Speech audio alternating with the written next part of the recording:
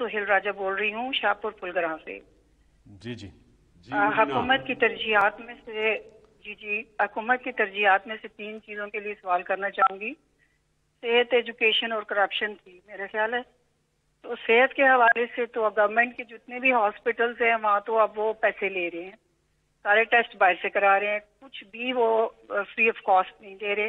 दूसरा, जो doctors private जाके क्लिनिक्स में बैठते हैं वो ऐसी ऐसी प्रिस्क्रिप्शन बना के देते हैं जिनसे वो अपने जहाँ जहाँ उनको कमीशन मिलते हैं तो वहाँ से उन कंपनीज का नाम लिख के देते हैं जो कि 10 गुना महंगी होती हैं आम दवाइयाँ जो जहाँ से सस्ती भी मिल सकती हैं।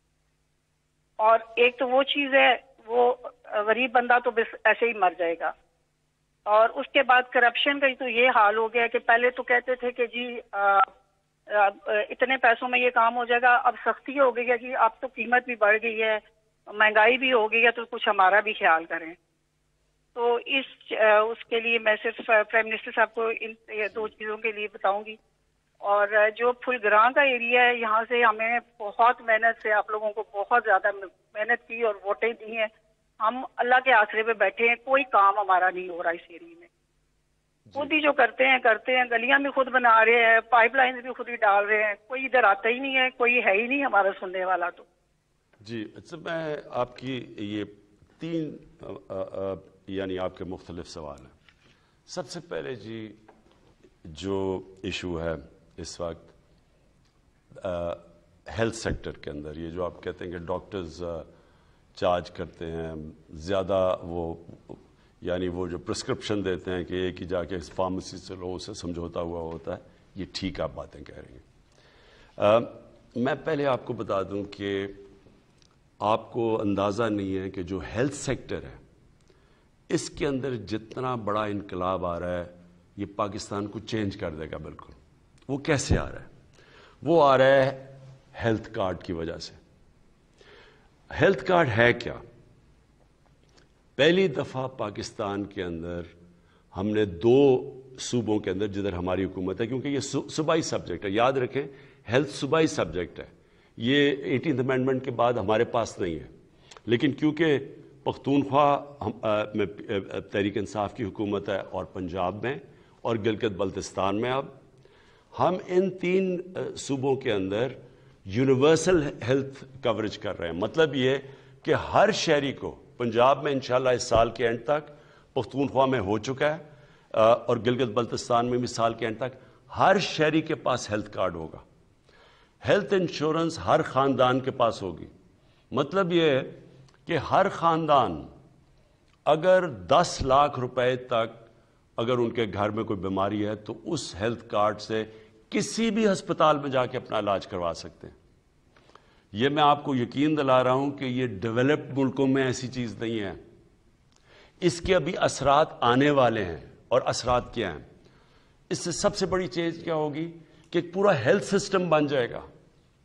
अब तक क्या होता रहा है, सारे देहातों से लोग उठ के छोटे शहरों के अंदर गवर्नमेंट हॉस्पिटल्स में डॉक्टर जाते नहीं हैं, वो खाली पड़े होते हैं। सारे लोग उठ के तो शहरों की तरफ आ जाते हैं और शहरों के हॉस्पिटल भर जाते हैं सारे। ये जो हेल्थ कार्ड है, इसके अलावा कोई तरीका ही नहीं था एक इनकलाब लाने का, क्योंकि हम जो भी करें गवर्नमेंट सरकारी सिस्टम बन ऐसा गया है। और मैं ये ज़रूर कहूँगा कि ये बहुत बड़ी गलती हुई थी कि सारे हेल्थ सिस्टम को नेशनलाइज करने का। उससे हुआ क्या कि वो अब पोस्टिंग ट्रांसफ़र डॉक्टर्स की चलनी शुरू हो जाती हैं। वो जाके सारे कोशिश करते हैं बड़े बड़े शहरों में रहें, और जो डिस्ट्रिक्ट के हॉस्पिटल है उधर बड़ा मुश्किल होता है डॉक्टर्स ले जाना। तो अब ये हेल्थ कार्ड से क्या होगा? अब प्राइवेट सेक्टर के हॉस्पिटल्स जो छोटे शहरों में जाते नहीं थे, जो गांव में नहीं जाते थे क्योंकि लोगों के पास पैसा नहीं था, अब वो प्राइवेट सेक्टर ने जाना शुरू कर दिया है। हॉस्पिटल्स के लिए हमने जो भी इक्विपमेंट पाकिस्तान में नहीं बनती, ड्यूटी फ्री हमने कर दी है। वो वहाँ से बाहर से ड्यूटी फ्री ला सकते हैं। हम एक और काम करने जा रहे हैं। औकाफ की ज़मीनें जो पड़ी हुई हैं, जो गवर्नमेंट की ज़मीनें पड़ी हुई हैं, जो वैक्यू ट्रस्ट की ज़मीनें पड़ी हुई हैं, इनके अंदर हम बड़े सस्ती कीमत पे इनवाइट करेंगे कि प्राइवेट सेक्टर आके हॉस्पिटल्स बनाए। असल में ज़मीन महंगी होती है तो इसकी वजह से वो नहीं आते। तो ड्यूटी फ्री इक्विपमेंट भी मिलेगी, سستی زمین بھی پرائیویٹ سیکٹر کو دیں گے. اس کے بعد ہیلتھ کارڈ کی وجہ سے کوئی بھی غریب آدمی جائے گا اور اس ہاسپٹل میں علاج کروا سکتا ہے. تو اس سے انشاءاللہ آنے والے دنوں میں ایک ہاسپٹلس کا نیٹ ورک بن جائے گا, اور لوگوں کو کیونکہ ان کے پاس اپرچونٹی ہوگی کہ اگر میرے پاس ہیلتھ کارڈ ہے تو جو ہاسپٹل اچھا علاج کرے گا میں ادھر جاؤں گا, تو ہاسپٹلس میں کمپٹیشن ہوگی پھر. تو یہ انشاءاللہ ایک انقلاب جو آ رہا ہے یہ آنے والے اب دنوں میں اب دیکھیں گے. الرحیم ایاک نعبد و ایاک نستعین. میں آپ کی کال سے پہلے بہت اہم آپ سے بات کرنا چاہتا ہوں, اور وہ ہے کہ جو کرونا کا یہ جو تیسرا ویو ہے اس کو میں آپ سب سے تاکید کرتا ہوں کہ پہلے اور دوسرے جو ویو آیا تھا, پہلا تو سب سے زیادہ آیا تھا اور دوسرا کم آیا تھا, یہ سب سے خطرناک ہے. میں آپ کو اس لیے یہ تاکید کر رہا ہوں کہ اللہ نے پاکستان پہ خاص کرم کیا, ہمیں بڑی مشکل وقت سے بچایا. اگر ہمارے اوپر ہمارا اسی طرح کا کرونا کا ویو اس طرح کا آتا جس طرح یورپ میں, جس طرح امریکہ میں, جس طرح برازیل میں, جس طرح ہندوستان میں, بلکہ ایران میں بھی اگر اس طرح کا ویو آتا اور ہمیں ریسٹرکشنز لگانی پڑتی, لاک ڈاؤن بڑی دیر تک لگانا پڑتا, تو پہلے ہمارے معاشی حالات ٹھیک نہیں تھے, تو جو اس سے غربت پھیلنی تھی پاکستان میں اور جو مشکل حالات سے گزرنا تھا, میں اس لیے کہتا ہوں کہ ہمیں ہاتھ اٹھا کے اللہ کا شکر کرنا چاہیے کہ اس نے ہمیں اس مشکل وقت سے بچایا. اب یہ جو تیسرا ویو آ رہا ہے, آج ہم بیٹھ کے کوئی نہیں کہہ سکتا کہ کدھر تک اب جائے گا.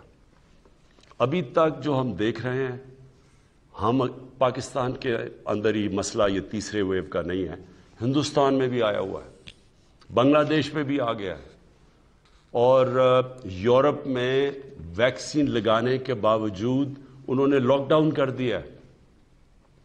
تو میں صرف آپ سے آج اپنے ملک کی خاطر, اپنے آپ کے لیے, اپنے ملک کے لیے, اپنی قوم کے لیے, اپنے لوگوں کے لیے خاص تاکید کرتا ہوں کہ یہ جو سب سے آسان چیز ہے ماسک پہننا, یہ سب سے میں تاکید کرتا ہوں کہ ماسک پہننا شروع کریں. جدھر آپ جائیں ماسک پہنیں.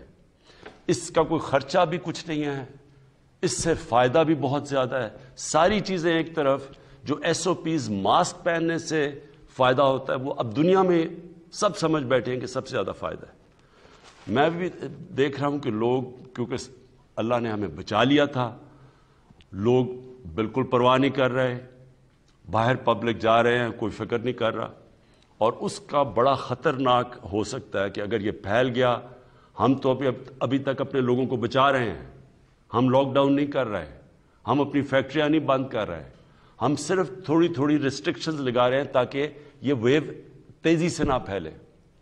لیکن خدا نہ خواستہ اگر یہ پھیل گیا تو اس کا تو بہت برا امپیکٹ پڑے گا اور ہم مجبور ہو جائیں گے قدم اٹھانے پہ. اس لیے اپنی بھی مدد کریں, اپنی قوم کی مدد کریں. یہ جو ماسک ہے یہ میں سب سے تاکید کرتا ہوں کہ ضرور پہننا شروع کریں.